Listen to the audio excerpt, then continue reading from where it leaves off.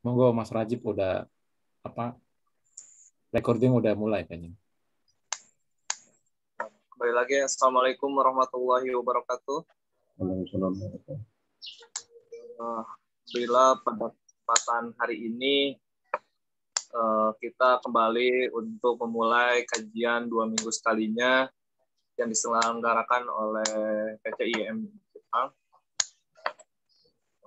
di mana kita akan melanjutkan pembahasan tentang Aqidatul Awam yang akan disampaikan oleh Ustadz Wahyudi tentang kajian rutin ini. Untuk waktu dan tempat dipersilahkan Ustadz untuk pemaparan. Baik, bismillahirrahmanirrahim.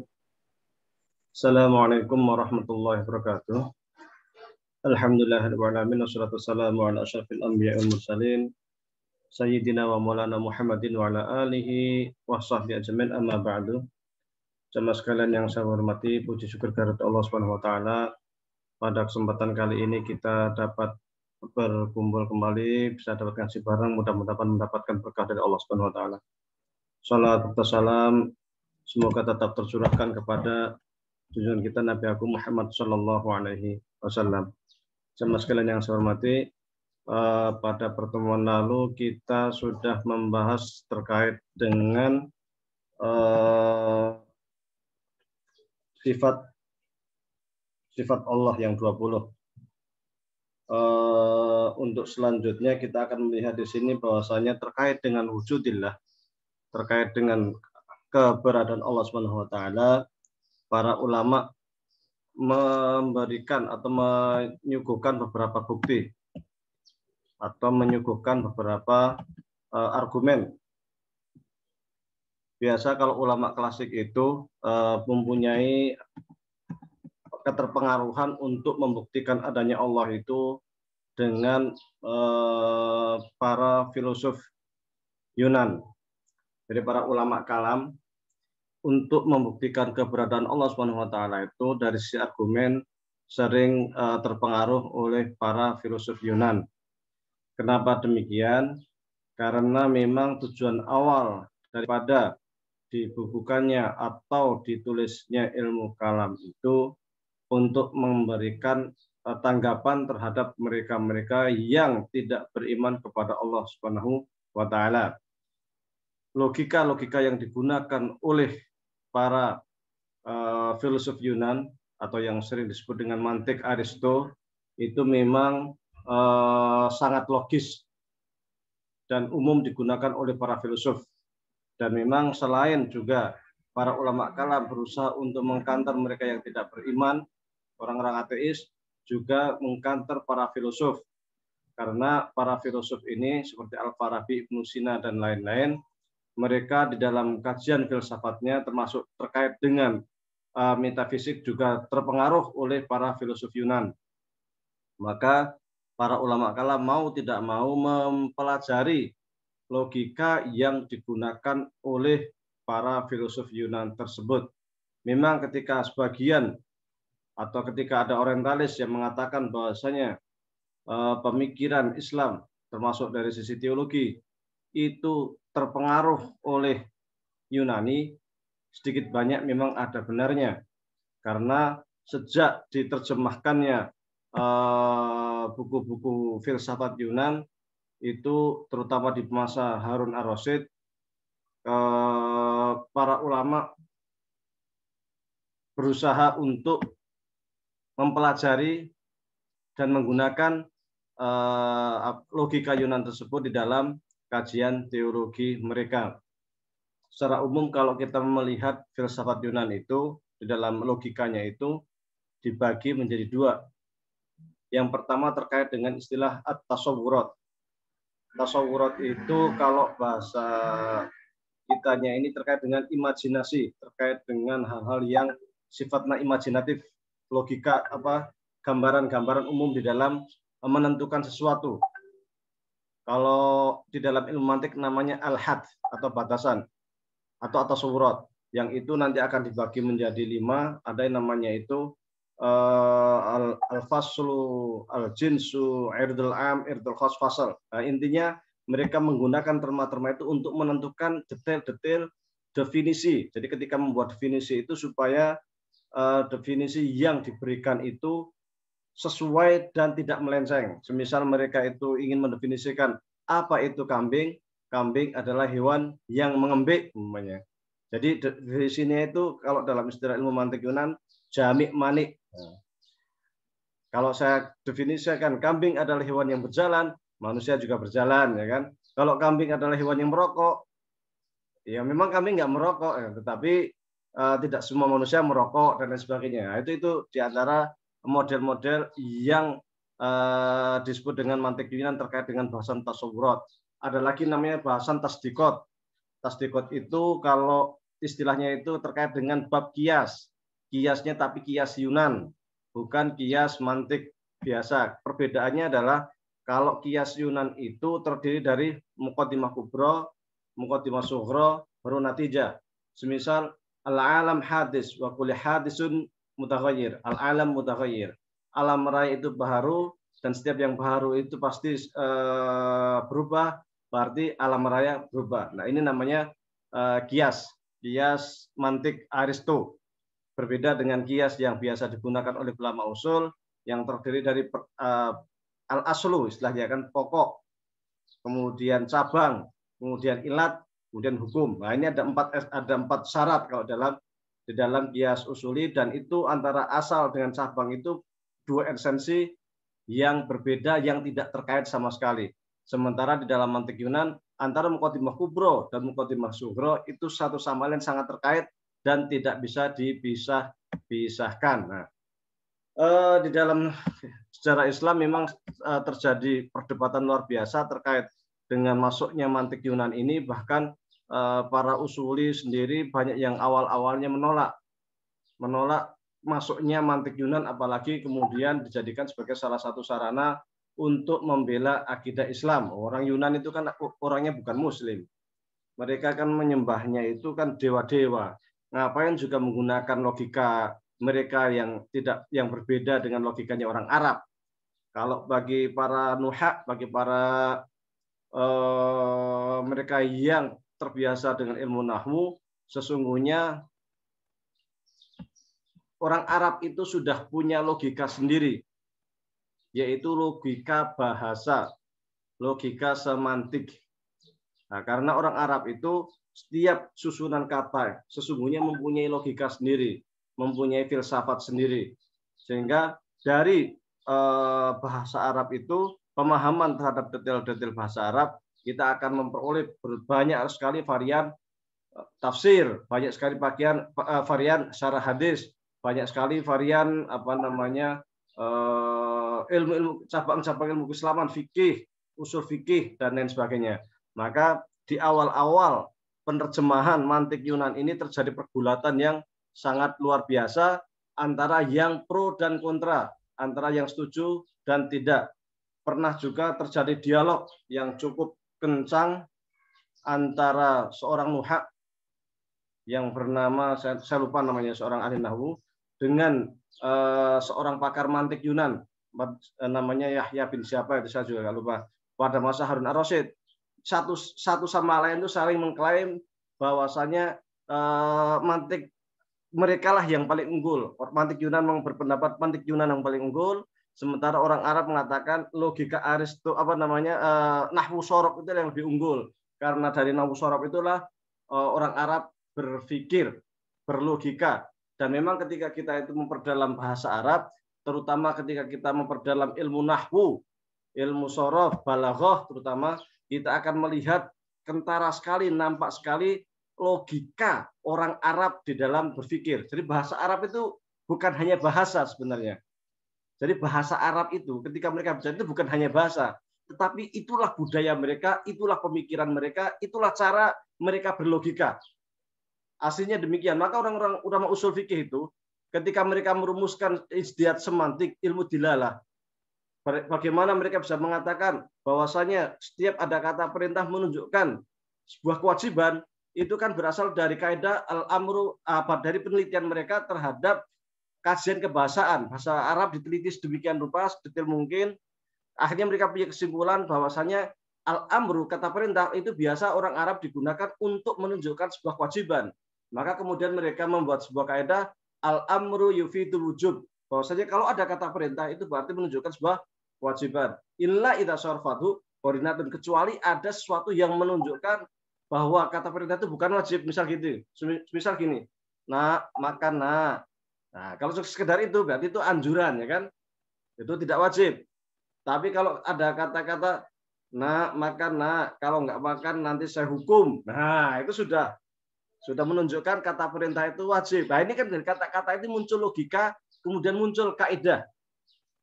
Maka kalau kita pelajari dalam ushul fikih, baik di dalam ijtihad semantiknya ataupun maqasidnya, kita akan menumbuhkan logika bahasa yang sangat dalam sekali. Nanti ada namanya ketika mengatakan Anda harus sholat, aqimis sholat, itu mempunyai dua makna. Satu, wajib melaksanakan sholat. Dua, dilarang meninggalkan sholat. Ya kan? Jadi satu kata perintah, aqimis sholat, mempunyai dua makna. Ini namanya mafhum. Mafhum dari kata-kata itu sendiri. Ini menunjukkan bahwasanya kata-kata bahasa itu mempunyai makna tertentu. Sama juga semisal wala taqul lahum ufin, janganlah, firman Allah, janganlah kamu mengatakan kepada orang tua itu uf.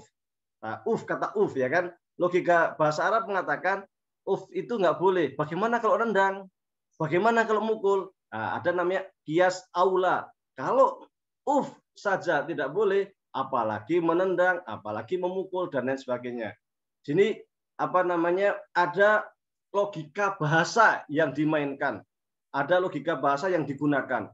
Imam Ghazali menulis satu buku tebal usul fikih yang terkait dengan logika bahasa Arab ini saja. Namanya kitab Al-Manful fi Ilmil Usul.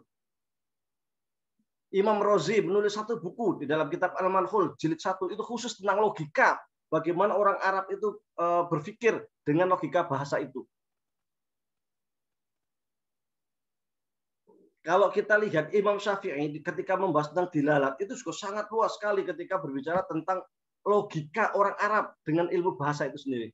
Makanya dikatakan dalam surat Ar-Rahman itu di dalam kaidah orang Arab mengatakan wa inna lil bayani lasihrun, bahwa di dalam kaidah bahasa itu mengandung semacam suatu sihir.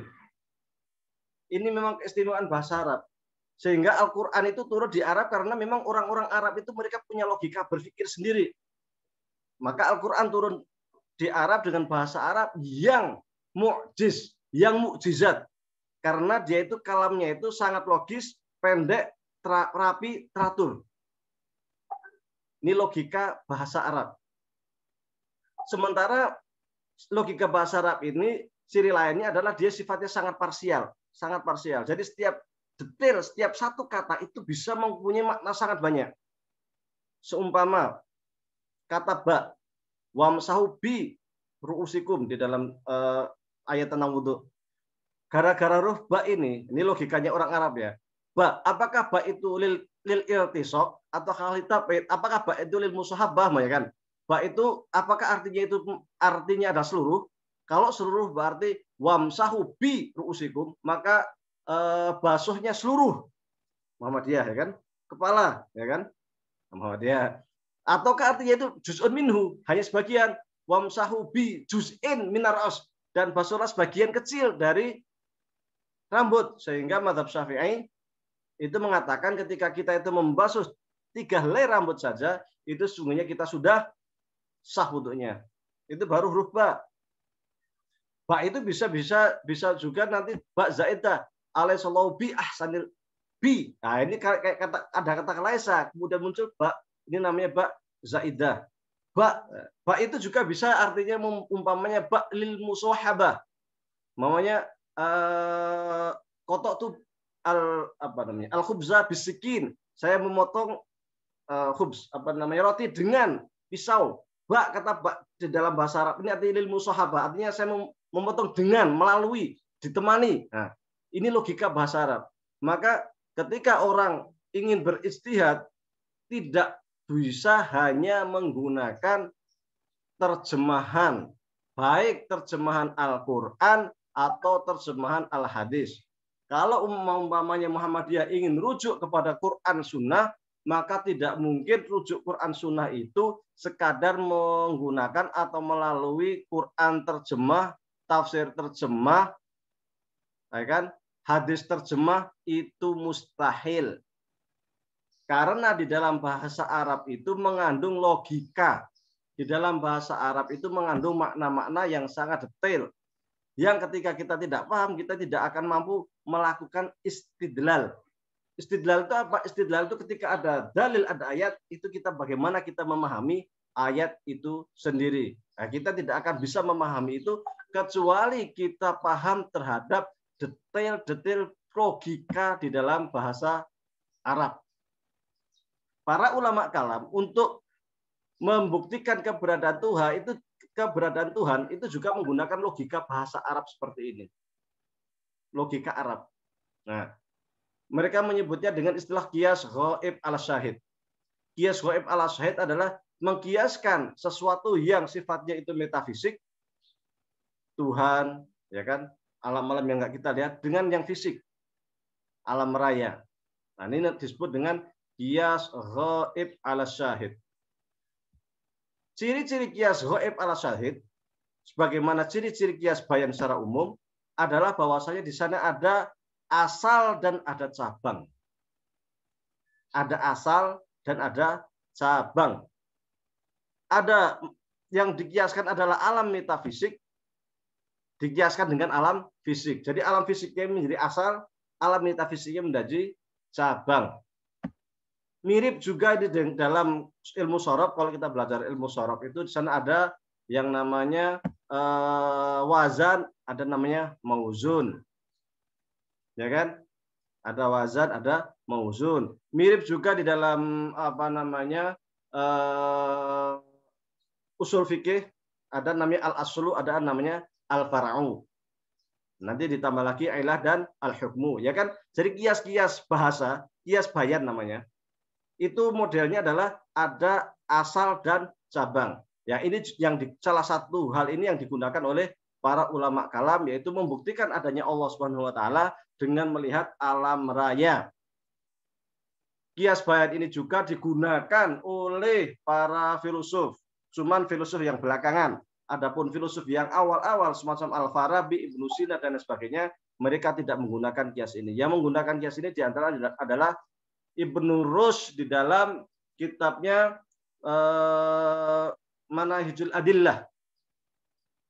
Di dalam kitab Manahijul Adillah itu ketika ingin membuktikan Tuhan, itu menyebutnya dengan dalilul inayah. Dalilul inayah adalah melihat inayah itu apa istilahnya itu? Bagaimana alam raya demikian teraturnya, demikian rapinya, tentu itu ditata, tentu itu diatur oleh Yang Maha Kuasa. Tidak mungkin keberadaan alam raya yang teratur rapi ini, yang bagus ini, yang bumi bisa berputar selama 1 tahun mengelilingi matahari, berputar pada porosnya 24 jam, itu rapi dari dulu sebegitu terus. Kok enggak, umpamanya sehari sekarang 24 jam, besok 15 jam, besoknya lagi 30 jam, kok enggak kayak gitu, tapi kok bisa rapi. Kerapian-kerapian yang ada di alam raya, bukan hanya bumi, tapi juga matahari, bintang-bintang, dan sebagainya. Semua teratur sangat rapi. Kerapian seperti ini tidak mungkin muncul secara kebetulan. Pasti ini membutuhkan zat yang maha kuasa. Inilah yang oleh Ibnu Rushd di dalam kitabnya Manahijul Adillah dengan istilah dalilul inayah. Ini juga digunakan oleh Ibnu Taimiyah di dalam kitabnya Dar'u Ta'arudil Aqli wa Naqli. Jadi Dar'u Ta'arudil Aqli wa Naqli itu merupakan karya Ibnu Taimiyah yang cukup fenomenal semestinya, yang sangat luar biasa semestinya. Karena ia berusaha untuk melakukan kompromi antara akal dengan nakal. Filsafatnya Ibnu Taimiyah itu di sini, di dalam kitab ini sebanyak 11 jilid. Cuman sayangnya di kalangan orang-orang yang sering mengklaim sebagai pengikut Ibnu Taimiyah jarang yang mengkaji kitab ini. Padahal kitab Dar'ut Ta'arud ini sangat filsafat sekali.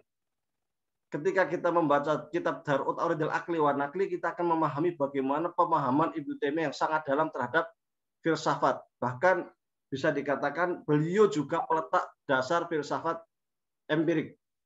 Karena melihat segala sesuatu penelitian harus ilmiah, harus berdasarkan penelitian. Segala sesuatu harus berdasarkan penelitian.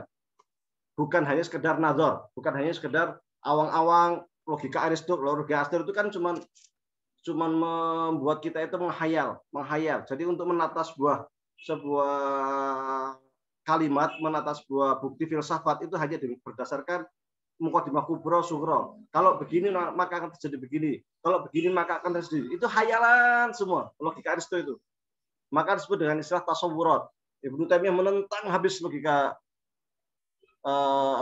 logika Aristoteles itu, sehingga ketika ingin membuktikan keberadaan Tuhan pun nggak mau seperti itu. Langsung empirik. Lihat aja alam raya. Alam raya rapi gini-gini, ya itu menunjukkan ada Tuhan gitu. Dalilul inayah kalau istilahnya Ibnu Rus. Dan Ibnu Taimiyah sendiri di dalam kitab Dar'ut Ta'arud al-Aqli wa Naqli juga menggunakan istilah yang sama, yaitu dalilul inayah. Yang kemudian oleh Muhammad bin Abdul Wahab dan setelahnya itu nanti akan terkenal dengan istilahnya itu tauhid rububiyah. Tauhid rububiyah, walain sa'alta man khalaqas samawati wal arda la yaquluna Allah. Kalau Anda menanyakan kepada mereka, orang-orang kafir Quraisy, siapakah pencipta langit dan bumi, tentu mereka semua akan mengatakan penciptanya adalah Allah. Kenapa? Karena mereka itu mengakui tentang kekuasaan Allah, tentang keberadaan alam raya ini. Sehingga salah seorang Badui Arab waktu itu ketika ditanya, di mana Allah? Langsung begini. Terus ditanya, kenapa? Kamu tahu Allah itu dari mana? Katanya. Tahu Allah itu dari mana? Kan kamu sebenarnya orang Badui, nggak pernah sekolah, tinggalnya di padang pasir. Nggak pernah belajar filsafat lah, bahasa sederhananya itu. Kamu tahu Allah itu dari mana? Katanya. Jawabnya sederhana. Ketika ada Jamal, unta berjalan di padang pasir. Berjalan, itu pasti ada bekas telapak kaki unta. Ketika ada bekas telapak kaki unta itu berarti ada unta lewat. Alam raya ini jelas ada. Ketika alam raya ini ada, itu menunjukkan pasti ada sang pencipta. Pernah Robert Einstein ditanya tentang keberadaan Tuhan. Dia jawabnya apa? Suatu kali dia ada di perpustakaan dengan berbagai buku dan lain sebagainya. Ditanya, apakah Anda percaya dengan Tuhan? Dia mengatakan, orang yang belajar ilmu pengetahuan, orang yang belajar fisika, kimia, dan lain sebagainya, itu natijah itu apa? Konklusi terakhir itu pasti akan percaya sama Tuhan. Kok bisa? Oh bisa, katanya. Bagaimana caranya? Anda lihat buku-buku ini. Benar. Banyak kan buku? Banyak. Kalau andai kata ada anak kecil datang masuk ke perpustakaan. Masuk perpustakaan kemudian ditanya, kamu tahu nggak ada buku-buku? Tahu, kan? Kamu tahu nggak pengarangnya? Nggak tahu. Kamu bisa nggak membaca buku ini? Nggak bisa. Apakah ketika ada anak kecil yang masuk ke perpustakaan, kemudian ditanya siapa pengarang buku, dia nggak bisa jawab. Apakah buku ini ada penulisnya? Dia nggak bisa jawab. Apakah ini menunjukkan bahwa buku itu tidak ada penulis, tidak ada pengarang? Bahwa buku-buku itu tidak ada ilmu? Oh, enggak. Ada, cuma karena dia masih kecil, masih nggak, ilmunya itu masih kanak-kanak, nggak nyampe, nggak pernah baca buku, sehingga dia nggak tahu. Seakan-akan Einstein ingin mengatakan hanya orang bodoh, seakan-akan itu hanya orang bodoh yang sudah jelas-jelas melihat alam raya begitu rapi, begitu agung, masih tidak percaya dengan adanya Tuhan, hanya orang bodoh itu. Semestinya dengan hal-hal seperti ini udah terang benderang. Orang udah jelas, kalau udah jelas adanya Tuhan, maka mengharuskan dia untuk percaya dengan sesuatu yang diturunkan Tuhan kepada umat manusia. Apa sesuatu itu? Tentu adalah keberadaan Rasul dan lain sebagainya. Maka para ulama kalam selalu sebelum berbicara tentang kenabian, sebelum berbicara tentang kitab-kitab, sebelum berbicara tentang alam kubur, biksah, apa istilahnya itu, hari pembangkitan, surga, neraka, yang pertama kali dibahas di bab pertama itu tentang keberadaan Tuhan. Kenapa? Karena ini inti daripada ilmu tauhid, inti daripada ilmu kalam. Kalau orang itu sudah percaya Allah, nah ini sudah satu pintu masuk. Tinggal nanti masuk ke pintu selanjutnya. Dan keberadaan Tuhan ini sesungguhnya sangat logis dan andai pun, nah, istilahnya tidak ada Quran, tidak ada Sunnah, fitrah manusia, akal manusia itu tetap akan mengatakan bahwa saya ada Tuhan. Maka benar kata Steve, hanya orang bodoh yang tidak mau mengakui adanya Tuhan. Maka Aristoteles, kembali ke Aristoteles, meskipun dia itu istilahnya tidak mengenal Tuhan, tidak mengenal agama, tetapi ketika dia itu berfilsafat, pada hasil akhir mengatakan alam ini pasti ada Tuhan. Dan dia mengatakan, dan Tuhan itu harus satu. Karena ketika Tuhan ini banyak, hancurlah alam ini. Ada argumen lain yang tadi saya katakan sebagai argumen dalilul inayah, ya kan? Dalilul inayah untuk membuktikan adanya Tuhan sebagaimana yang disebutkan oleh Ibnu Rus di dalam kitabnya Manahijul Adillah ataupun Ibnu Taimiyah di dalam kitabnya Dar'u Ta'aridul Aqli wan Naql. Yang kedua ada namanya untuk membuktikan Tuhan itu dalilul hudus. Dalil hudus adalah dengan melihat alam raya, bahwa alam raya ini sifatnya baharu. Dari mana tahu bahwasanya alam raya itu baharu? Baharu itu ciptaan maksudnya. Dari mana kita tahu bahwasanya alam raya ini ciptaan? Aristo menggambarkan bahwasanya setiap yang berubah ini mesti ciptaan. Alam raya ini selalu berubah, berarti dia ciptaan. Ini logika yang digunakan oleh Aristo yang juga diadopsi oleh para ulama kalam. Dan setiap yang ciptaan itu pasti butuh sang pencipta. Kalau dalam bahasa Arab istilahnya begini, kullu hadisin mutaghayyir. Ya, kullu hadisin mutaghayyir. Wa kullu mutaghayyir makhluk. Jadi dari awal kullu hadisin makhluk. Wa kullu makhlukin muhtajun ila man yukhliquhu. Setiap yang berubah itu pasti ciptaan. Dan setiap ciptaan itu pasti butuh sang pencipta. Karena alam raya ini selalu berubah, berarti dia itu pasti butuh sang pencipta. Ini logika yang juga digunakan oleh Aristo yang juga diadopsi oleh para ulama kalam. Jadi tadi ada namanya argumen dalilul inayah. Yang kedua namanya dalilul hudus. Ada yang ketiga yang juga digunakan oleh ulama kalam atau para filosof dengan namanya dalilul wujub. Dalilul wujub. Apa itu? Argumen bahwasanya alam raya itu sifatnya imkan. Apa itu imkan? Oke. Jadi di dalam bahasan ilmu kalam itu ada namanya wajib, ada namanya mustahil, ada namanya imkan. Wajib itu adalah sesuatu yang harus ada. Saya katakan lagi bahwasanya wajib dalam bahasan ilmu kalam itu berbeda dengan istilah wajib di dalam bahasan usul fikih. Kalau di dalam bahasan usul fikih, wajib adalah sesuatu yang kalau kita laksanakan kita mendapatkan pahala, kalau kita tinggalkan kita mendapatkan dosa. Itu wajib di dalam bahasan ilmu usul fikih. Kita sekarang tidak membahas usul fikih, kita membahas tauhid, ilmu kalam. Berarti kata wajib ini kita singkirkan. Yang dimaksudkan wajib ketika kita membaca buku-buku ilmu kalam adalah sesuatu yang harus ada. Kebalikan dari wajib adalah imkan. Imkan itu sesuatu yang adanya itu karena diciptakan. Menurut para filosof atau para ulama kalam bahwasanya alam raya ini muncul, itu pasti ada sesuatu yang memunculkan. Andai sesuatu yang memunculkan itu butuh sesuatu yang memunculkan lagi, pasti harus ada yang memunculkan lagi. Dan itu mustahil terjadi, namanya tasalsul. Apa itu tasalsul? Tasalsul itu semacam mata rantai yang disambung-sambung yang tak terbatas. Itu mustahil. Semacam kita dari ibu, ibu dari ibu, ibu dari ibu, ibu dari ibu, terus nggak mungkin itu terus tanpa batas. Ini namanya tasalsul.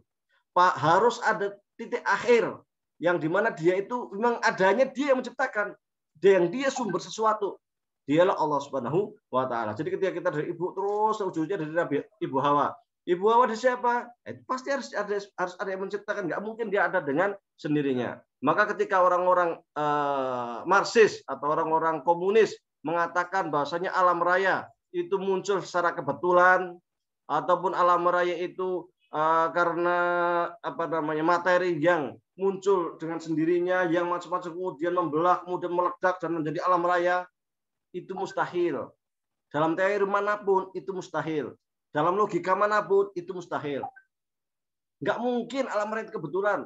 Ataupun logika manusia itu bisa hasil evolusi dari hewan atau hasil evolusi dari apa. Logika manapun itu mustahil. Ilmu pengetahuan manapun akan menolak. Maka terkait dengan manusia dari kera dan lain sebagainya itu sampai sekarang itu masih ada missing link istilahnya itu. Masih ada sesuatu yang mereka itu tidak bisa menyambungkan antara kapan kera yang sebelumnya kayak gitu kok bisa menjadi manusia yang bisa berakal, yang bisa membedakan itu kapan itu terjadinya, itu linknya, nyambungnya itu di mana itu. Oke lah, mereka nanti ada yang mungkin tangannya panjang, kemudian agak memendek ya kan. Kemudian otaknya dari gede menjadi agak mengecil, jalannya juga agak semakin berdiri. Tetapi nyambungnya itu menjadi manusia yang sempurna, ngakal itu kapan dan di mana? Ini nggak bisa nyambungin. Lemah mereka untuk berteori seperti itu. Karena memang manusia itu sejak diciptakan ya memang sudah berakal. Nabi Adam alaihissalam. Nah kan seperti itu. Jadi logika manapun itu akan mengatakan Tuhan itu ada dan Allah itu sang mencipta. Mau diotak-otik kemanapun akan seperti itu. Maka kalau orang kampung itu nggak perlu pakai argumen dilalatul inayah, nggak perlu pakai argumen Aristo, hanya simpel, sederhana. Orang kampung itu cukup mengatakan ke tempat saya itu, ya pangeran itu istilahnya itu cabai yang sebelumnya hijau besok udah jadi merah kok, bisa kok. Sangat mudah, catnya nggak tahu ngambil dari mana istilahnya. Apalagi yang lebih dari itu, gampang bagi pengiran itu. Makanya orang kampung itu cenderung secara dengan fitrah dia itu cenderung beriman dan tawakalnya tinggi. Orang yang tawakalnya tinggi itu lebih bahagia, lebih tenang. Orang kampung itu hidup tenang, damai, santai. Semuanya itu serahkan sama Sang Maha Kuasa. Serahkan sama pengiran istilahnya kan seperti itu. Tapi ketika kita itu hidup dipenuhi dengan harta, materi. Akhirnya kita itu ambisi kita hanya materi. Ketika manusia itu ambisinya materi, lupa bahwasanya di sana itu ada Sang Pencipta. Ketika manusia itu lupa dengan adanya Sang Pencipta, ya udah apapun dia lakukan, maka teori-teori kayak Machiavelli yang menghalalkan segala cara pun dia lakukan gitu. Yang penting oke. Maka jangan heran ketika dalam kondisi pandemi seperti ini, orang lagi butuh, orang lagi sengsara, bansos dikorupsi. Itu kan orang nggak punya hati. Kalau orang ingat Tuhan, tahu Tuhan nggak, ya ingat sedikit akhirat istilahnya itu. Nggak mungkin atau punya hati nurani lah. Kalau orang masih punya hati nurani itu nggak mungkin mengkorupsi bansos dana sosial untuk orang miskin. Dia itu yang koruptor itu uangnya itu udah banyak. Tapi merasa nggak cukup karena memang hatinya itu dipenuhi dengan apa? Dengan materi. Manusia itu ketika dia dikasih satu gunung emas, itu hati nggak cukup, ingin satu gunung emas lagi.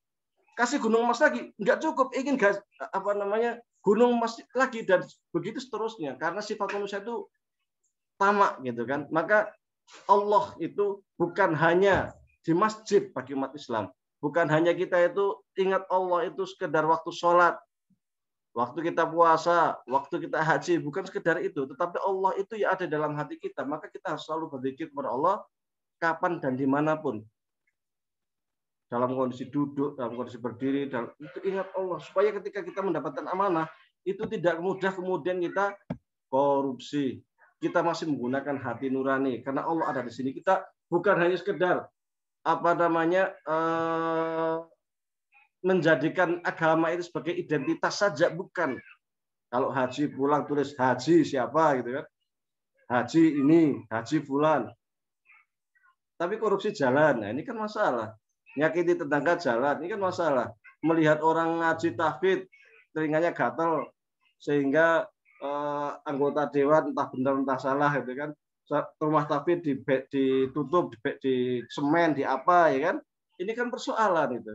Jadi bukan mendengar Al-Quran, itu bukan menjadikan ia itu semakin dekat sama Tuhan, semakin dekat sama Allah, tetapi malah aneh, kayak ada sesuatu yang masuk yang bikin dia itu bising. Itu artinya apa?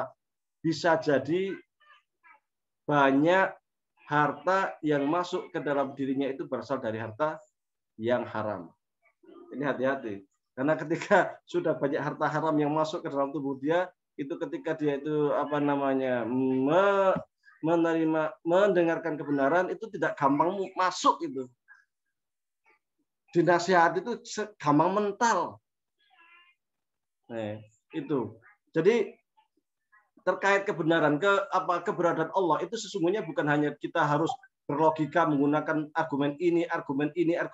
Itu sesungguhnya sekedar mukadimah, sekedar pengantar bahwa kita itu harus beriman buktikan adanya Allah Subhanahu wa taala. Tetapi lebih dari itu, Allah itu sendiri harus ada di dalam diri kita, di dalam hati kita, di dalam otak kita. Sehingga kemanapun itu kita ingat Allah, ingat akhirat. Orang kalau sudah nggak ingat akhirat itu apa-apa bisa lakukan. Sudah nggak ada rasa malu, udah habis kita itu. Saya itu kalau ngelihat berita-berita korupsi itu sangat ngeri sekali. Orang itu memang protes gede apa gitu, kadang saya mikir. Dia duitnya sudah miliaran. Bahkan mungkin sudah triliunan, masih korupsi, dana bansos dikorupsi, itu protes gede apa gitu. Per kita itu kalau makan 2 piring, 3 piring udah kenyang. Imam mau apa lagi? Mau makan mobil, mau makan pesawat, mau makan rumah mewah. Pun andai kata dia banyak sekian punya rumah mewah, dia banyak punya mobil, punya pesawat pribadi, mati nggak akan dibawa tuh. Andai dia Allah mengutus penyakit yang tak terlihat, COVID, udah pusing dia. Nggak dapat gas, udah pusing dia. Satu kenikmatan Allah saja dia coba, dia udah pusing. Karena dia nggak punya pegangan. Tapi yang namanya manusia itu ketika Allah itu tidak berada di dalam hati dia, tidak berada di dalam jiwa dia, maka dia akan melukakan sesuatu yang menurut nalar kita itu sulit kita terima. Maka sungguhnya seperti yang sering juga saya sampaikan, kalau kita membaca fikih anti korupsi itu, sesungguhnya mereka yang korupsi sudah setara dengan 100 ekor unta, sudah waktunya lah mereka itu untuk dihukum mati. Apalagi korupsi dana sosial dalam kondisi bencana, KPK pun, undang-undang KPK pun menyatakan mereka itu juga sudah semestinya untuk dihukum mati. Tapi ya bagaimana? Ya kan seperti itu. Baik, kurang dan lebihnya mohon maaf. Mudah-mudahan bermanfaat. Kita lanjutkan dalam forum dialog. Wabillahi. Assalamualaikum warahmatullahi wabarakatuh. Waalaikumsalam warahmatullahi wabarakatuh. Terima kasih Ustadz untuk penjelasannya. Sangat menarik sekali ini penjelasannya terkait kajian malam ini. Ini ada satu pertanyaan, tapi bagi para peserta yang ingin bertanya dipersilahkan lewat kolom message ini ataupun bisa diaktifkan raise hand-nya dan nanti bisa bertanya langsung. Ustadz, saya akan bacakan ini, ada satu pertanyaan dari Mas Arif Darmawan. Pertanyaannya seperti ini, Ustadz. Mengapa banyak di antara kita alergi bahkan mengharamkan filsafat? Kira-kira salahnya di mana ya, Ustadz? Terima kasih. Terima kasih, Ustadz. Ya, silakan Ustadz untuk dijawab. Ya. Memang kalau kita baca sejarah pun terkait dengan belajar filsafat ini terjadi silang pendapat di kalangan para ulama. Dulu pun pada masa-masa awal penerjemahan buku-buku filsafat itu banyak kalangan fuqaha terutama yang menentang filsafat ini karena cenderung meletakkan logika di atas segalanya, cenderung ya, sehingga bahasanya itu sangat bebas sekali. Dan memang sejak awal dulu pun muncul banyak fatwa-fatwa yang mengharamkan kita belajar filsafat. Hanya kemudian kalau kita lihat para ulama kalam pun mereka juga berfilsafat, karena di dalam bahasan filsafat itu kan nanti akan belajar terkait dengan epistemologi, ontologi, dan lain sebagainya lah. Apa-apa yang ada dikaji dalam ilmu filsafat juga dikaji dengan ilmu kalam. Adapun kemudian orang anti filsafat itu karena kebanyakan ya, karena dilalai itu apa ya? Orang-orang yang nyeleneh yang aneh-aneh itu kok, yang pendapatnya aneh-aneh itu kok banyak dari kalangan filsuf itu. Ada para filsafat yang mungkin para filsuf gendeng lah istilahnya itu. Filsuf ini ya kayak Marxis, kayak apa siapa yang mengatakan alam raya datang dengan sendirinya dan sebagainya. Tapi kan mereka berlogika sehingga ketika kita tidak paham filsafat, kita tidak bisa mengkanter mereka. Imam Ghazali itu mengantar para filsafat karena dia paham filsafat. Ketika tidak paham filsafat, kita juga sulit untuk mengantar mereka gitu. Jadi mengkanter sesuatu dengan logika mereka. Sebagaimana Ibnu Taimiyah mengkantar para filsuf juga dengan logika filsafat. Bahkan dengan membangun logika baru. Ibnu Taimiyah itu punya 2 buku mengkanter tentang ilmu mantik Aristo. Yang pertama judulnya An-Naqdu 'alal Mantiqiyin, kritik terhadap para pakar mantik. Yang kedua judulnya Naqdul Mantik, kritik ilmu mantik. 2 buku Ibnu Taimiyah yang sangat terkenal, sangat populer. Imam Suyuti ketika mengkritik filsuf Yunan atau filsafat Aristoteles itu mengarang sebuah buku judulnya Shaunul Mantik. Shaunul Mantik, menjaga logika. Itu juga mengkritik logika Aristoteles. Tetapi prinsipnya sebenarnya ketika kita belajar ilmu kalam, belajar filsafat, kita justru bisa mendalami kelemahan mereka. Di mana sih sebenarnya kelemahan mereka itu? Sehingga kita bisa mengkanter mereka gitu. Sebagai contoh, belakangan muncul pendapat-pendapat yang kontroversi terhadap kajian teks. Sehingga memasukkan pisau analisis filsafat barat, terutama hermeneutika dengan varian strukturalisnya, varian dekonstruksinya, dan sebagainya. Mereka mengkaji kitab suci Al-Quran, Sunnah Nabi dengan hermeneutika, dengan paham-paham strukturalis, dekonstruksi, dan sebagainya. Sehingga menghasilkan pemahaman yang dekonstruktif. Karena Al-Quran dianggap sebagai produk budaya yang bisa ditafsirkan oleh siapapun. Mereka berpikiran bahwa penafsir itu sebagai yang punya mutlak, yang punya hak untuk menafsirkan ayat-ayat Al-Quran. Sehingga mereka mempertanyakan al-qot'iyat. Qot'iyat itu hal-hal yang semestinya tidak boleh ditafsirkan lagi di dalam Al-Quran atau Sunnah, karena itu secara bahasa memang artinya satu.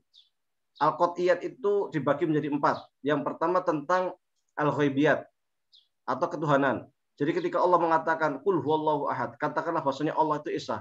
Kata Esa itu artinya Esa satu, nggak berubah menjadi 2, nggak berubah menjadi 3. Ini nggak boleh ditafsir ulang. Kemudian qot'iyat ini ditafsirkan Tuhan itu 2, 3, 4 itu nggak boleh. Yang kedua terkait dengan ibadah. Sholat, puasa, haji itu artinya sudah seperti itu. Rasul sudah mencontohkan seperti itu. Maka ini tidak bisa ditafsir ulang. Kemudian yang ketiga terkait dengan akhlak. Akhlak itu nggak bisa ditafsir ulang. Bahwasanya mencuri, korupsi ya jerak. Korupsi itu kotor ya kotor. Jujur itu baik ya baik gitu. Ini namanya akhlakiyat. Dan yang ketiga sebagian dari perkara fikih muamalat seperti waris dan sebagainya. Nah ini nggak boleh diotak-atik, tetapi kalau Anda membaca buku fikih kebinekaan yang diantara penulisnya adalah Profesor Amin Abdullah, Habib Ilyas, dan Muhammad Azhar, yang tiga-tiganya merupakan tokoh Muhammadiyah dan tiga-tiganya merupakan anggota Majelis Tarjih dan Tajdid Muhammadiyah. Mereka berusaha menafsirkan ayat-ayat ini dan mempertanyakan qot'iyat ini. Bahaya sekali kalau qot'iyat dipertanyakan. Anda ingin memperdebatkan ulang tentang Tuhan, tentang puasa haji, tentang surga, tentang neraka. Bahaya sekali. Kalau sudah begini iman kita ada di mana? Terus Quran bisa ditafsirkan seenaknya? Nggak bisa seperti ini. Makanya untuk mengkanter seperti ini kita juga harus paham apa yang mereka pakai. Mereka menggunakan filsafat modern, pembacaan teks modern, hermeneutika, strukturalis, dekonstruksi. Kita harus paham itu. Kalau kita nggak paham ini, kita sulit untuk mengkanter mereka. Hanya memang ketika kita melihat secara Islam, para ulama usul itu, para filosof Muslim itu biasanya punya atau menguasai usul fikih. Maka seorang usuli, seorang pakar usul fikih itu atau seorang filosof Muslim atau mutakalim itu pasti usuli. Itu mesti. Orang yang pakar ilmu kalam itu pasti pakar usul fikih. Al-Ghazali seumpama, dia punya buku apa? Di dalam ilmu kalam punya buku Maqasid Falasifah, punya buku tentang Tahfudz Falasifah, punya buku macam-macam, tetapi punya Al-Mustasfa dalam usul fikih. Punya buku Syifa al-Khalil dalam usul fikih, punya buku Al-Manhul dalam usul fikih. Imam Haramain gurunya Ghazali punya kitab Asy-Syamil di dalam ilmu kalam, tetapi juga punya kitab apa Al-Burhan di dalam usul fikih, punya kitab Waraqah dalam usul fikih. Imam Razi juga sama, punya Al-Mahsul dalam usul fikih, tapi juga punya buku ilmu kalam yang sangat banyak. Imam Baidawi punya Matalul Anwar dalam ilmu kalam, tetapi punya Nihayat Usul di dalam usul fikih. Jadi karena apa demikian? Karena dengan pemahaman kita yang baik dengan usul fikih ini dan pemahaman yang baik tentang ilmu kalam, kita dapat mengkanter filsafat itu sesuai dengan standar kita, standar turos. Apa itu? Sesuai, ya struktur bahasa itu, ya ilmu kalam itu, ya usul fikih itu, sehingga kita bisa face to face. Maka jangan kemudian dikatakan ketika kita belajar kitab turos, kita belajar kitab kuning, seakan-akan kita mundur ke belakang, tidak. Bahkan kita bisa face to face, bisa bermuajahah, bisa berdebat langsung dengan orang-orang liberal itu, ya dengan ilmu kalam, dengan usul fikih ini. Maka bagi mereka yang mengharamkan ilmu kalam, mengharamkan filsafat, ya agak repot juga. Bagaimana mengkantor mereka-mereka yang menggunakan filsafat barat ini yang untuk mengutaati ayat Al-Quran yang kalau kita nggak paham. Al-Ghazali sudah banyak memberikan contoh belajar filsafat untuk menyerang para filosof. Ibnu Taimiyah sudah memberikan contoh, Ar-Razi sudah memberikan contoh. Maka sekarang sama, ketika kita hendak menghadapi para filosof, dalam tanda kutip ya, para filosof yang mereka itu berusaha untuk mengutaati ayat Al-Quran seenaknya mereka, ya kita hadapi juga dengan filsafat juga gitu. Kalau kita nggak paham filsafat ya repot juga. Kita mau mengkater hermeneutika, kita nggak paham hermeneutika ya repot juga gitu.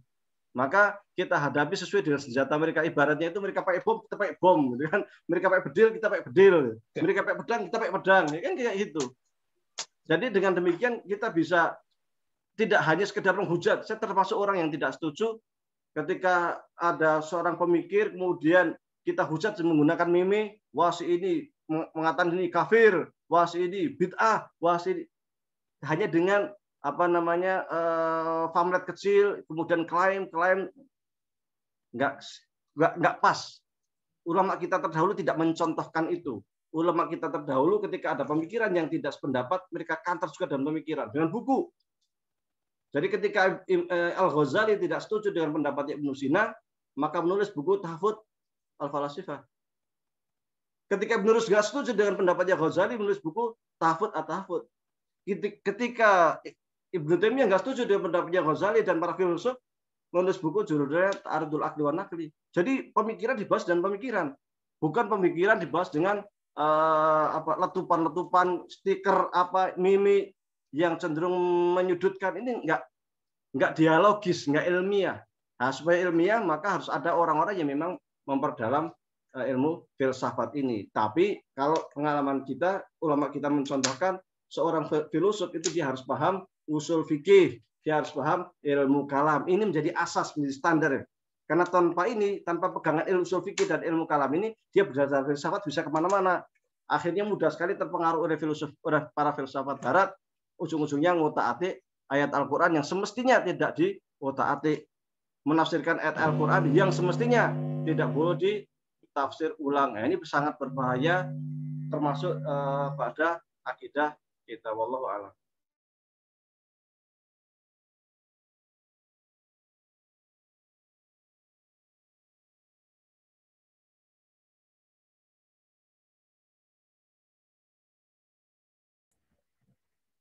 masih di mute, Mas Rajib, suaranya nggak kedengeran.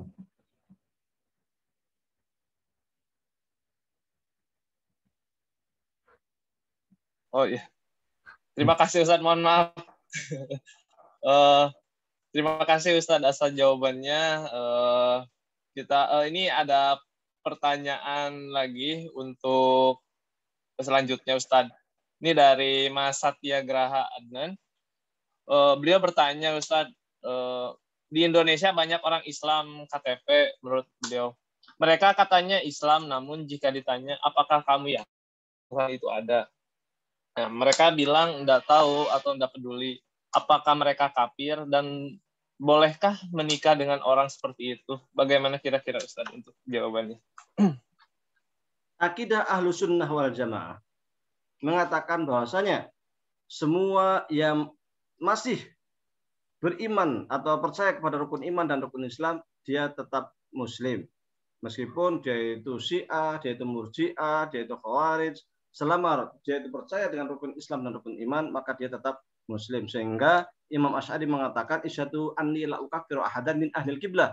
Saksikanlah oleh kalian bahwasanya saya tidak akan mengkafirkan siapapun dari golongan ahlul qiblah. Siapa golongan ahlul qiblah? Mereka yang tetap percaya dengan rukun Islam dan rukun iman. Imam Al-Ghazali pun di dalam bukunya Faisal Tafriqah Bainal Islam wa Zindiqah juga selalu berwanti-wanti kepada kita supaya tidak mudah mengkafirkan, membid'ahkan orang lain. Sehingga di situ juga disebutkan siapapun yang masih percaya dengan ahlul qiblah tetap muslim. Dan itu juga disebutkan oleh Ibnu Rus di dalam buku kecilnya Faslul Maqal fi ma baina syar'i wal hikmah wal ittisal.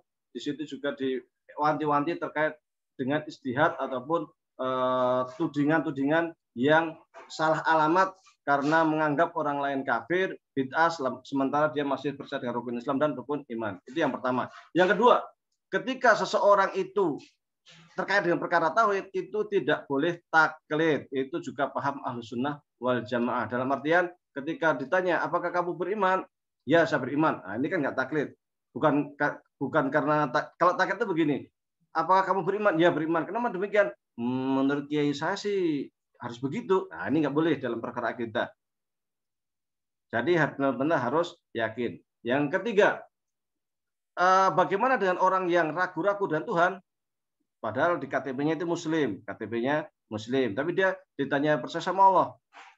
Allah itu nggak tahu ada apa enggak. Nah, ini udah bahaya ini.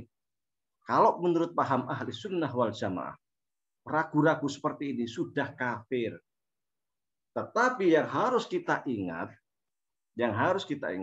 untuk menyatakan bahwa seorang itu kafir atau mukmin, aslinya itu kewenangan negara, itu kewenangan mahkamah, bukan kewenangan seseorang. Ulama itu pun paling banter hanya bisa mengeluarkan fatwa, tetapi mengeluarkan seseorang itu muslim atau kafir itu aslinya ya, itu negara. Dan ini pernah terjadi di Mesir. Ketika Nasir Abu Zaid mengatakan bahwasanya Al-Quran itu muntaj takofi, produk budaya. Dan ini juga dinukil mentah-mentah oleh Amin Abdullah di dalam bukunya Fikih Kebinekaan bahwa Al-Quran adalah produk budaya. Ketika Nasir Hamid Abu Zaid di dalam bukunya Mafhumun Nas mengatakan bahwasanya Al-Quran produk budaya, maka dia digugat tentang kemukminan atau kekafiran dia, dilaporkan ke mahkamah pengadilan Mesir, dan kemudian pengadilan Mesir menyatakan Nasir Hamid Abu Zaid sudah kafir, maka dia harus wajib menceraikan istrinya, kan? Ini yang berhak memutuskan itu pengadilan, karena implikasinya banyak. Kalau di dalam Islam itu implikasinya ketika seorang kafir itu dia harus dikasih waktu untuk istitab, dikasih waktu untuk bertaubat selama sekian lama, 3 hari atau seminggu atau berapa. Kalau dalam sampai batas tertentu dia tidak mau bertobat, itu dia sudah berhak untuk mendapatkan hukum riddah. Apa itu? Hukuman bagi orang yang murtad. Hukuman orang yang murtad adalah hukuman mati. Jadi nggak sederhana. Mengkafirkan seseorang itu bukan persoalan sederhana. Maka ketika seseorang itu selama kita masih yakin bahwa dia itu Muslim, kita tidak boleh selama dia masih percaya rukun Islam, rukun iman, meskipun dia nggak sholat, nggak puasa, tetap kita akan mengatakan dia itu Muslim. Meskipun KTP-nya doanya Islam, nggak pernah sholat, nggak tidak Muslim, gitu aja. Karena yang berhak mengkafirkan itu aslinya bukan kita. Kalau dia kecuali dia sudah terang-terangan mengatakan sholat nggak wajib, Islam itu apa sih, menghina Islam, seorang Muslim kok udah menghina Islam, itu sudah hukmian sudah jelas itu.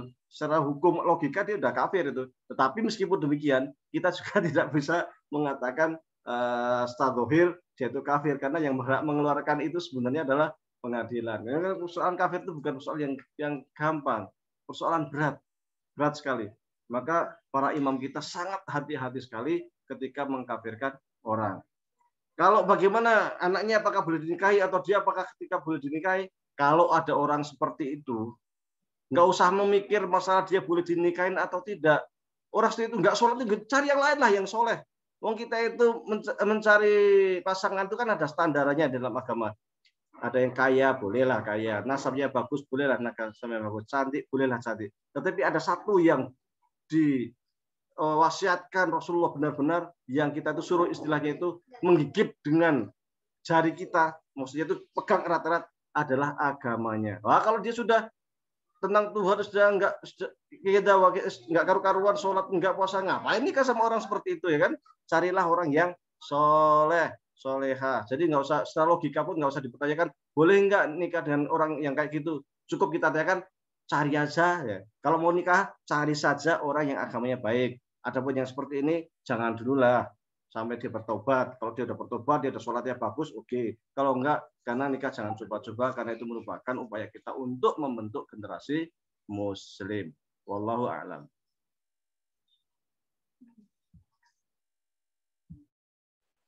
Terima kasih Ustadz atas jawabannya. Selanjutnya Ustadz, ini ada pertanyaan dari Mas Azhan Mahdi.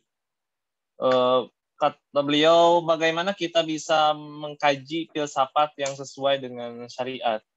Mungkin Ustadz bisa menyebutkan rujukan kitab-kitabnya, mulai kitab yang dasar sampai yang tebal. Gimana Ustadz? Jazakumullah khairan.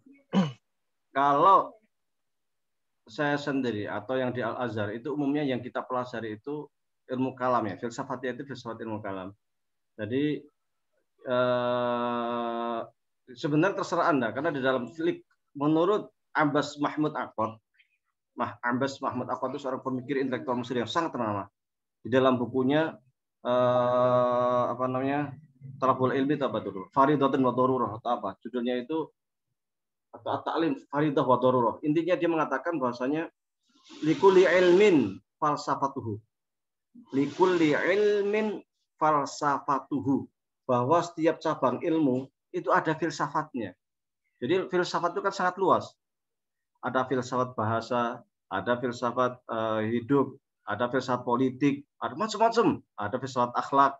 Kalau di dalam filsafat akhlak itu di dalam rujukan yang terkenal di dunia Islam namanya Tahdzibul Akhlak, punya Ibnu Miskaweh. Kalau terkait dengan filsafat kenegaraan itu ada bukunya punya Ibnu Tufail, judulnya Hayy bin Yaqzan. Ibnu Yaqzan itu filsafat ketuhanan, sosial, macam-macam. Bukunya kecil dan novel dia, tapi bagus sekali. Hayy bin Yaqzan itu punya Ibnu Tufail. Al-Farabi sendiri punya filsafat Ad-Daulah Al-Fadilah. Bukunya Al-Daulah Al-Fadilah itu buku terkait dengan filsafat kenegaraan, sangat bagus.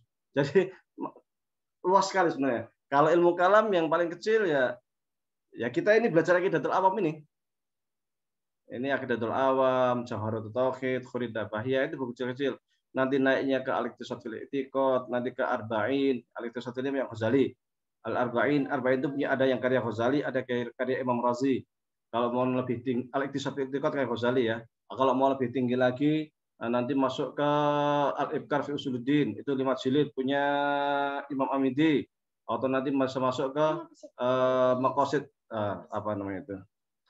Maqasid Falsafah, bukan lupa saya. Banyak sekali. Nanti dan bukunya tebal-tebal. Bisa nanti baca Al-Mughni punya Qadhi Abdul Jabbar, cuman dia Mu'tazilah. Dia itu 22 jilid. 22 jilid dan lain sebagainya. Jadi Karena likuli ilmin falsafatuhu, setiap cabang ilmu itu punya filsafatnya. Anda bisa berselancarlah, terserah dari awal. Kalau ingin filsafat bahasa ya perdalam bahasa apa dulu. Kalau bahasa Arab ya usul fikih. Kalau saya sendiri yang saya pelajari ya ilmu kalam dan usul fikih.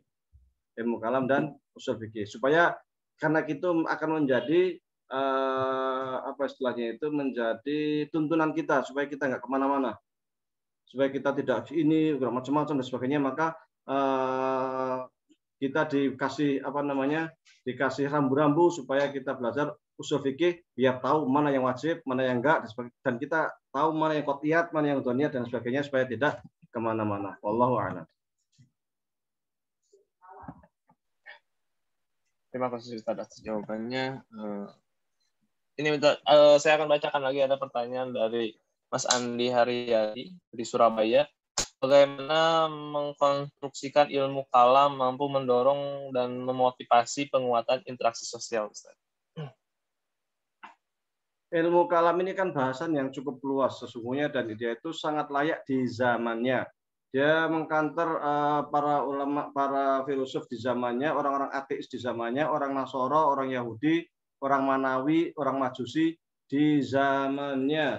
Sementara sekarang ini kita menghadapi kaum liberal, menghadapi orang-orang ateis, menghadapi orang-orang yang nggak percaya Tuhan, orang-orang yang Muslim agamanya Islam, tetapi dia itu suka menghina Islam, suka mengotak-atik ajaran-ajaran Islam yang sifatnya qot'iyah dan sebagainya. Maka memang butuh namanya rekonstruksi ilmu kalam. Yang dimaksud rekonstruksi ilmu kalam itu bisa dengan dua cara. Cara yang pertama terkait dengan susunan. Jadi ketika kita belajar ilmu kalam itu kan kalau susunan dalam kitab kuning itu sangat rumit itu. Dan logika yang digunakan itu adalah logika waktu itu. Maka susunannya dimudahkan. Misal, kasih daftar isi yang baik, tulisannya pakai paragraf yang baik, pakai footnote, endnote, ya kan? Pakai standar tulisan karya ilmiah modern lah. Nah, itu dari sisi susunan, dari sisi penulisan. Yang kedua dari sisi kandungan, isi. Isinya mungkin sama, kita bahas tentang Tuhan, membahas tentang kenabian, membahas tentang kitab, mungkin sama, tetapi bahasanya dimodernkan. Kalau para ulama kita dulu itu menggunakan teori atom, menggunakan teori ruang, waktu, dan lain sebagainya, tentang kosmologi dan lain sebagainya, itu maju di zamannya, maka kita saat ini sama mungkin kita membuktikan kebenaran Tuhan itu juga dengan ilmu kosmologi, dengan dengan ilmu-ilmu modern, fisika modern, biologi modern, tetapi dengan kemajuan yang ada saat ini. Bukan teori yang lampau, karena teori yang lampau bisa jadi sudah usang, sudah banyak muncul teori-teori baru yang lebih modern, lebih sesuai. Ini dari sisi kandungan. Dari sisi logika pun kita gunakan logika kontemporer. Kalau zaman dulu masih menggunakan katakanlah logika Aristo, zaman sekarang itu logika Aristo sudah hampir nggak dipakai, kecuali di dalam ilmu usul fikih sedikit masih dipakai. Kemudian di dalam ilmu fikih juga masih sedikit dipakai, tetapi secara umum di dalam dunia filsafat, secara umum logika Aristo itu sudah bisa dikatakan sudah nggak kepakai lagi. Kita lebih menggunakan logika modern, filsafat modern, empirik. Nah, itu yang empirik itu yang harus kita perbanyak. Ya, jadi seperti itu. Rekonstruksi ilmu kalam itu memang perlu, karena memang perkembangan ilmu kalam bisa dikatakan mengalami stagnan, mandek. Kalau usul fikih berkembang pesat saat ini, alhamdulillah. Kemudian ilmu fikih berkembang pesat, ekonomi Islam berkembang pesat, ya kan. Tetapi memang di dalam ilmu kalam ini mengalami stagnan. Memang butuh rekonstruksi ilmu kalam, dan ini bukan pekerjaan mudah. Bukan pekerjaan mudah karena kita harus menguasai detail-detail ilmu kalam. Itu yang kedua. Yang ketiga, kita juga harus paham terhadap filsafat modern, filsafat barat. Itu kita harus paham. Kalau tidak paham, ya gimana gitu. Karena memang tujuan filsafat itu ada dua. Pertama itu adalah membela akidah Islam. Ya kan, tujuan ilmu kalam itu pertama adalah membela akidah Islam supaya akidah Islam itu tetap tidak mudah diserang oleh musuh. Yang kedua, kita itu sifatnya al-hujum atau menyerang kepercayaan lawan supaya mereka itu tahu bahwasanya kepercayaan mereka itu banyak mengandung kelemahan sehingga mereka beriman kepada akidah kita, kan seperti itu. Maka untuk saat ini kita harus tahu juga filsafat barat itu kayak apa, mengapa mereka itu materialis, mengapa mereka itu ateis, mengapa mereka itu cenderung individualis, mengapa mereka itu macam-macam lah. Maka harus pelajari itu filsafat modern, itu pelajari eksistensialisme, pragmatisme, liberalisme, isme barat itu saya akan pelajari. Dari sana baru kita bisa menulis ilmu kalam baru. Ini butuh ilmu pengetahuan yang cukup berat untuk membentuk atau merumuskan ilmu kalam baru. Maka perdalam ilmu kalam klasik, perdalam usul fikih, perdalam cara penulisan karya tulis ilmiah yang baik, perdalam filsafat barat, baru kita rekonstruksi ulang sesuai dengan kebutuhan yang kita hadapi saat ini. Tanpa penguasaan terhadap berbagai cabang ilmu tadi, akan kerepotan untuk dapat merumuskan ilmu kalam baru. Itu yang pertama. Yang kedua, ada usulan juga terkait ilmu kalam itu dari guru kami, Profesor Dr. Hasan Syafi'i, untuk membuat semacam qawaid ilmu kalam. Jadi kan ada kalau dalam usul fikih itu ada namanya qawaid usuliyah, lughawiyah atau qawaid usuliyah, ya kan? Di ilmu kalam itu belum ada qawaid usuliyah, qawaid ilmu kalam itu belum. Ya mungkin ada tetapi tidak terkonstruksi secara rapi. Nah, ini perlu adanya orang atau ulama yang mampu untuk merumuskan atau mengumpulkan mengumpulkan kaidah-kaidah yang sudah ada di dalam ilmu kalam itu yang tersebar di mana-mana itu menjadi satu buku yang rapi, tersusun rapi menjadi qawaid ilmu kalam. Sebagaimana para ulama usul membuat sebuah cabang ilmu namanya qawaid usuliyah. Maka di sini ada juga qawaid fiqhiyah, ya kan? Qawaid fiqhiyah itu sampai berjilid-jilid itu. Kalau yang perbandingan, kalau yang nggak perbandingan ya 1-2 jilid lah. Tapi yang perbandingan sampai berjilid-jilid. Berkembang pesat di dalam ilmu fikih. Tetapi di ilmu kalam itu mandek. Nah, maka butuh namanya qawaid ilmu kalam. Nah, ini sebenarnya ada seperti kalau kita membaca bukunya Al-Arba'in karya Al-Ghazali ataupun karya Imam Razi, di situ di atasnya itu sebenarnya sudah ada kaidah-kaidah di dalam ilmu kalam. Cuman itu perlu ditata ulang kemudian disesuaikan dengan kebutuhan masyarakat kontemporer. Di dalam buku lain kayak Al-Ibkar fi Usuluddin karya Imam Amidi juga banyak sekali, tetapi kan terpencar-pencar di halaman sekian. Nah, itu perlu diatur. Sebagaimana juga di dalam Imam siapa namanya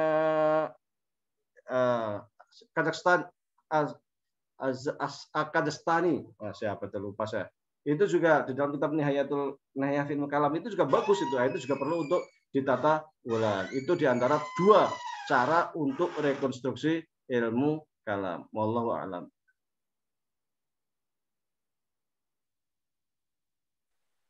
Nah, Ustadz, terima kasih atas jawabannya pertanyaan yang barusan.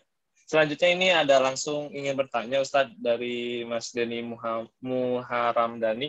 Silahkan diaktifkan Mas Denny untuk bertanya langsung.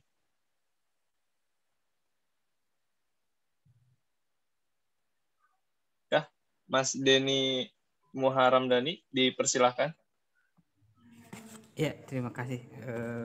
Bahasan menarik. Mungkin yang pertama terkait ini, saya sempat dulu ya belajar ilmu kalam ya, beberapa teori dasar di ilmu kalam, tetapi belum merasakan dentuman atau artikulasi. Saya baru merasakan ketika membaca bukunya Profesor Muhammad Naqib Al-Attas, bagaimana beliau menggunakan ilmu kalam dalam menghadapi tantangan hari ini ya. Begitupun kalau tidak salah Mutahari ya, Mutahari pun banyak menggunakan pendekatan ilmu kalam dalam menghadapi pemikiran barat. Nah, yang menarik dari Al-Attas ini mungkin beliau tidak terlalu menonjolkan kalau itu ilmu kalam, tetapi sebenarnya muatannya ilmu kalam sehingga banyak diterima oleh banyak kalangan ya. Nah, karena sebagian orang itu mungkin sudah alergi dengan ilmu kalam bagi sebagian ya. Karena ilmu kalam itu sesat, ilmu kalam itu macam-macam ya, karena memang belum memahami esensi. Apa gimana ya? Apa tidak perlu menonjolkan nama ilmu kalam, tetapi kita menggunakan sebagaimana Prof. Al-Attas ya, beliau menggunakan ilmu kalam tanpa terang-terangan kalau itu muatannya ya muatan ilmu kalam yang sudah lama dikonstruksi oleh para ulama kita. Kemudian yang kedua, tantangan tantangan ilmu kalam itu ya internal umat Islam sendiri banyak sering disalahpahami. Kadang orang menyempitkan ilmu kalam itu ya perdebatan asma wa sifat, padahal ilmu kalam jauh lebih luas. Nah, bagaimana untuk lebih mengenalkan ilmu kalam ke halayak supaya jauh lebih dipahami dan tidak disalahpahami. Ketika disalahpahami akhirnya jadi disesatkan gitu. Nah, mungkin ada trik atau ada pendapat dari Ustadz untuk lebih mengenalkan ilmu kalam kepada mereka yang belum mengenal sehingga tidak disalahpahami dan juga tidak mudah disesatkan. Mungkin itu saja. Ya, sebelum ditanya sama Ustadz, Mas Denny dari mana ya? Mohon maaf.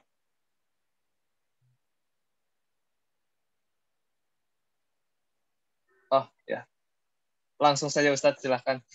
Baik. Dijawab untuk pertanyaannya. Ya, tadi ada yang mengingatkan juga di grup di chatting tadi terkait salah satu buku ilmu kalam yang juga sangat terkenal, itu karya Taftazani tapi judulnya Syarhul Maqasid. Syarhul Maqasid ini punya Taftazani yang sangat terkenal dan itu diajarkan oleh Syekh Hasan Syafi'i di Masjid Al-Azhar. Bertahun-tahun nggak selesai-selesai. Beliau kalau menerangkan sangat luar biasa.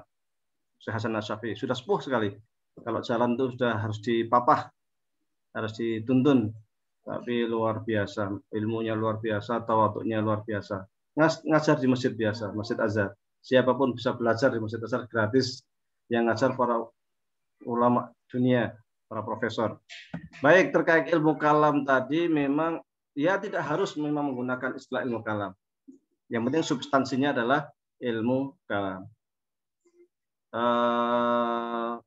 Cuman memang kalau ingin menghidupkan ilmu kalam, artinya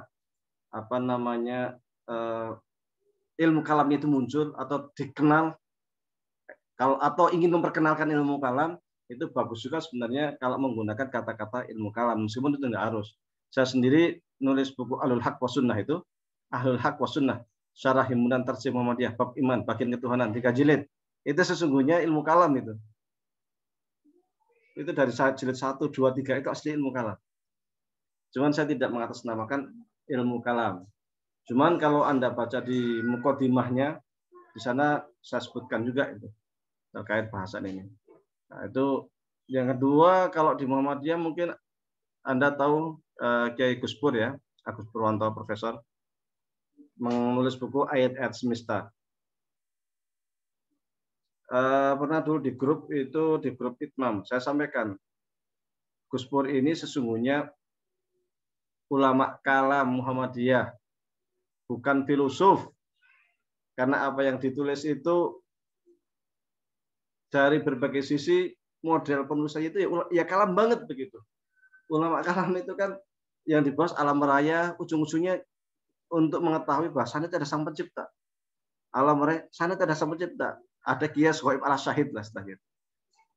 Model penulisannya yang ditulis oleh ayat-ayat semesta itu sebenarnya adalah model ilmu kalam klasik. Jadi qiyas ghaib ala syahid.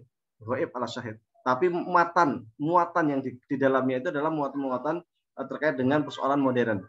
Kan bagus itu. Nah, kita butuhlah belajar seperti itu.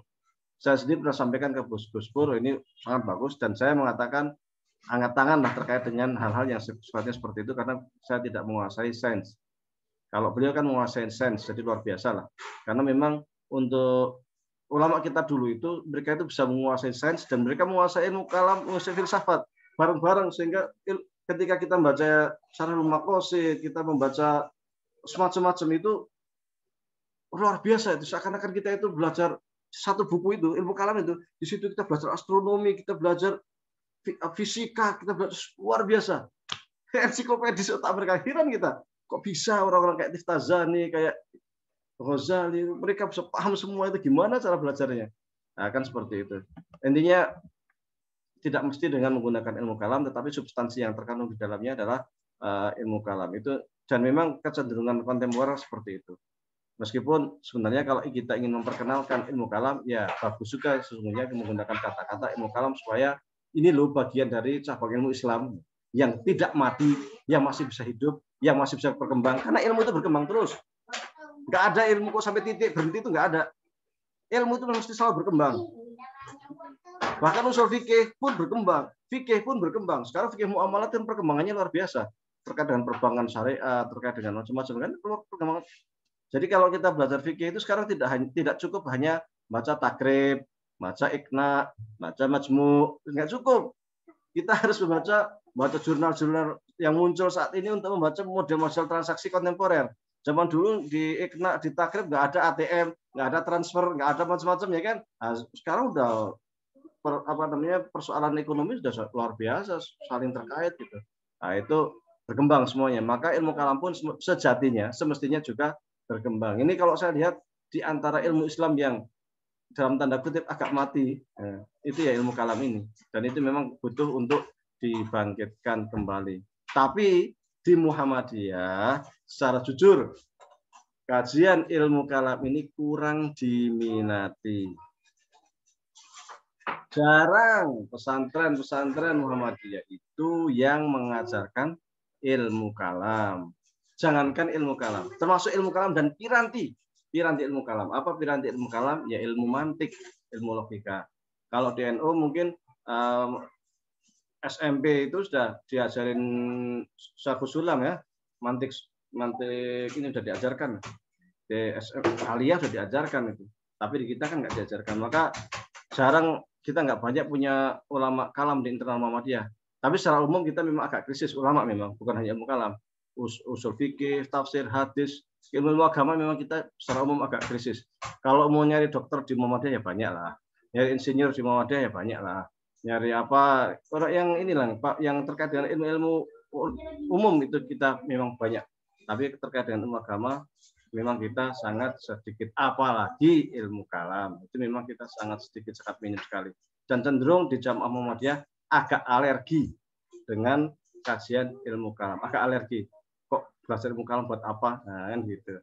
Memang ilmu kalam itu ilmu yang dalam tanda kutip pakai elitis, ilmu-ilmu yang elitis. Tetapi mestinya memang harus ada yang belajar ke sana. Memang ilmu kalam dari dulu memang elitis. Sejak pertama kali diletakkan itu memang elitis. Memang diperuntukkan untuk mengkantor para intelektual dari Manawi, Majusi, Yahudi, dan lain sebagainya. Tetapi dengan perdebatan itu banyak yang masuk Islam, para intelektual Nasrani, Yahudi, Majusi, Manawi itu dalam sejarahnya mereka banyak berdebat dengan kalangan Mu'tazilah dan kalah, dan akhirnya banyak juga yang akhirnya masuk Islam seperti itu. Itu yang pertama ya. Yang kedua terkait dengan asma wa sifat. Nah, ini yang saya sayangkan juga. Jadi seakan-akan ilmu kalam itu hanya terkait dengan istiwa, arti apa istilahnya, yatullah fawqa aydihim, yang itu aja. Itu tuh dalam ilmu kalam itu bahasan yang sangat kecil, bab sangat kecil dalam ilmu kalam. Ilmu kalam itu membahas bagaimana sikap kita terhadap Allah, sikap kita terhadap alam raya, sikap kita terhadap sama manusia, posisi kita di muka bumi, tujuan kita itu di muka bumi buat apa. Itu ilmu kalam luas banget. Itu worldview itu, pandangan hidup kita. Luas banget. Ilmu kalam itu bukan masalah istiwa aja. Tapi yang sering muncul di grup WhatsApp, di mana-mana itu, di medsos, itu hanya pertanyaan istiwa, arti istiwa. Istiwa itu, kalau ada orang yang bertanya istiwa itu bilangnya nggak usah lah tanya istiwa. Beramal aja lebih banyak lah. Banyak bersedekah, banyak berbuat baik daripada tanya terkait dengan istiwa, ya kan. Istiwa itu hanya bagian kecil dari bahasan ilmu kalam, dan itu di dalam ilmu kalam klasik juga nggak terlalu ini banget itu. Kalau Anda baca ilmu kalam itu, bab pertama itu yang muncul justru bab ilmu. Baru bab kedua baru bab al-wujud, ontologi, baru nanti bab apa. Istiwa itu masuk bab kecil. Jadi bukan segala-galanya dalam ilmu kalam. Cuman sayangnya justru yang kecil ini justru yang diperbesar. Sementara terkait bagaimana kita manusia di muka bumi posisinya itu sebagai apa? Sebagai khalifatullah. Khalifatullah itu maksudnya apa? Wakil Tuhan. Maksudnya wakil Tuhan itu apa? Berarti posisi kita harus membangun sebuah peradaban, ya kan?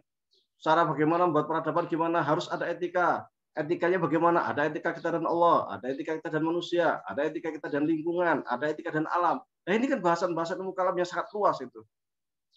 Ini yang harus kita bahas, yang harus kita kembangkan. Bukan sekedar istiwa. Nah, istiwa itu sebagai bahasan kecil banget ilmu kalam. Nah, ini yang sebenarnya perlu disadarkan. Bahasanya ilmu kalam itu tidak sesempit itu dan kemudian tidak sesesat yang dibayangkan. Karena banyak yang kalau sudah di ilmu kalam itu image-nya itu, otaknya itu sudah ilmu sesat saja. Padahal kan tidak demikian. Kalau kita mampu mengeksplor ilmu kalam ya sebenarnya sangat luar biasa. Wallahu a'lam.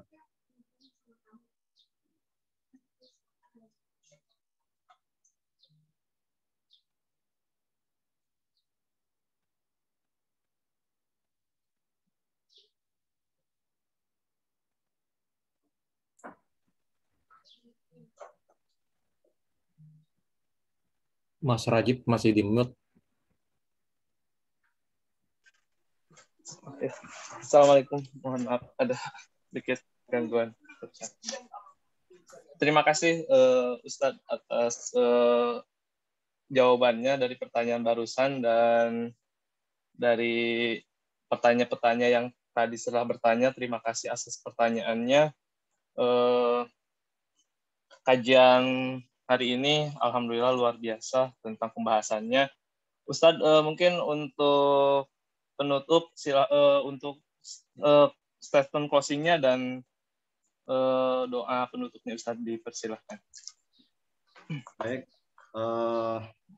untuk yang ke depan insya Allah kita akan langsung masuk ke bab nubuat. Terkait dalil-dalil ini secara umum tadi sudah saya sampaikan dan memang sengaja hari ini saya tidak membacakan buku secara satu-satu perhalaman-perhalaman seperti biasa.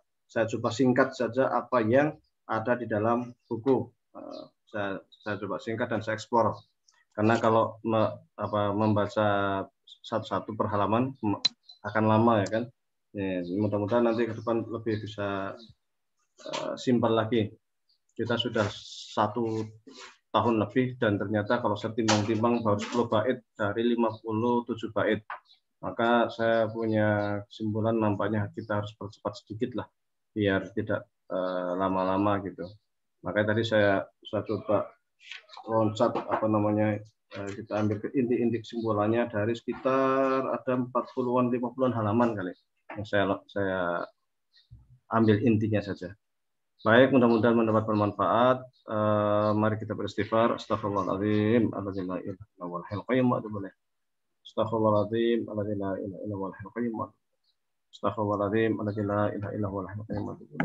Allahumma shalli ala sayyidina Muhammadin fil awwalin.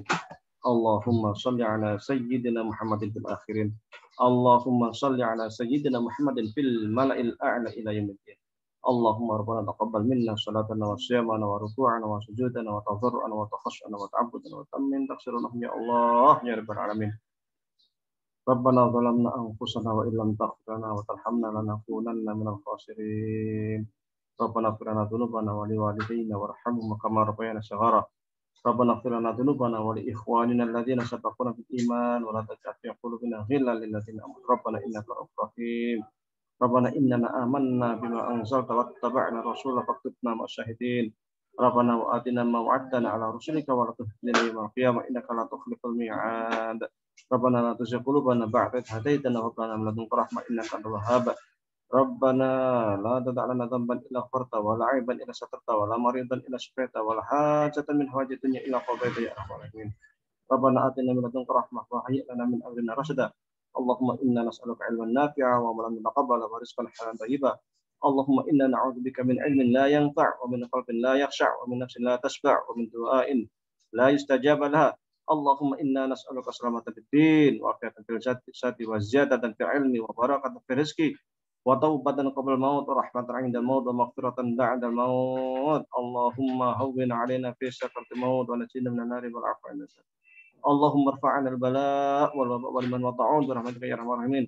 Ya hayyu ya qayyum bi rahmatika nastaghits. Ya hayyu ya qayyum bi rahmatika nastaghits. Ya hayyu ya qayyum bi rahmatika nastaghits. Rabbana atina fid dunya hasanah wa fil akhirati hasanah wa qina adzabannar. Wa sallallahu ala sayyidina Muhammadin wa ala alihi wa sahbihi wasallam. Subhanaka rabbika rabbil izzati amma yasifun. Salamun ala al-mursalin.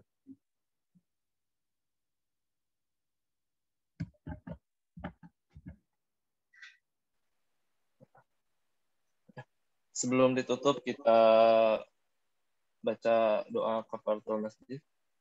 Subhanallah wa bihamdika asyhadu alla ilaha illa anta astaghfiruka wa atubu ilaik. Ya jazakallahu khairan Ustaz. Jadi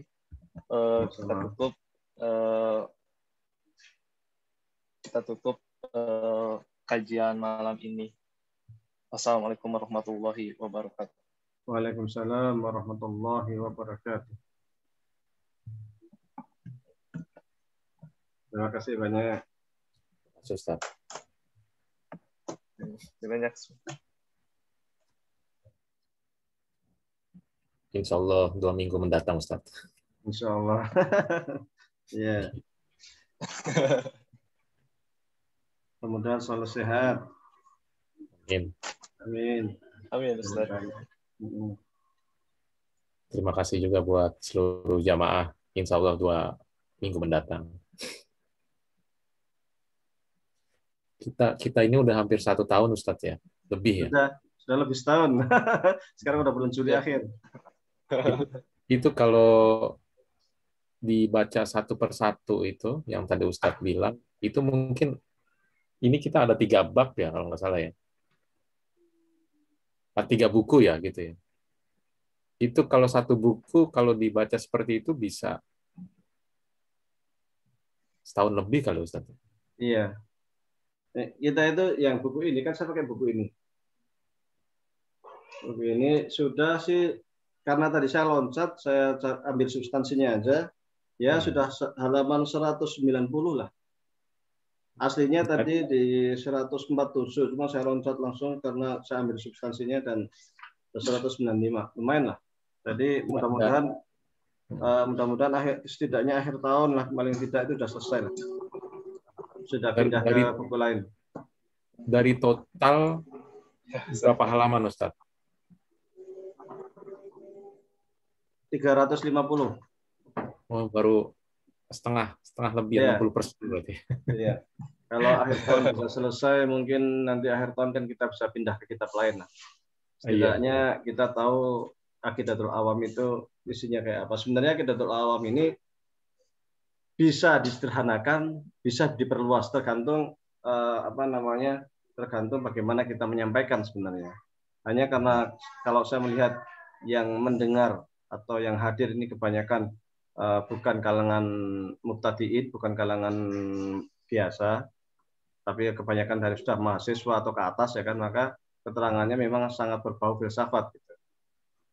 Kalau yang untuk ibtidaiyah SD juga sebenarnya bisa dengan keterangan sederhana simpel, karena dia sifatnya cuma bait syair aja, 57 bait. Itu bisa diterangkan secara simpel bisa, secara menengah bisa, secara atas bisa gitu. Jadi tergantung bagaimana kita menyampaikan saja. Cuman karena saya melihat bahwa audien ini rata-rata kuliahan, maka kita sampaikan seperti yang ada di buku ini cukup agak berbau filsafat gitu. Makanya kadang bahasannya bahasan filsafat gitu kan. Iya. Lebih menarik ya, mungkin ada lebih diskusi. Menarik ya. Iya benar. Ya karena memang di internal Muhammadiyah memang jarang kajian filsafat ilmu kalam kan. Ya apa Gus Pur ya, apa Prof Agus Purwanto ya.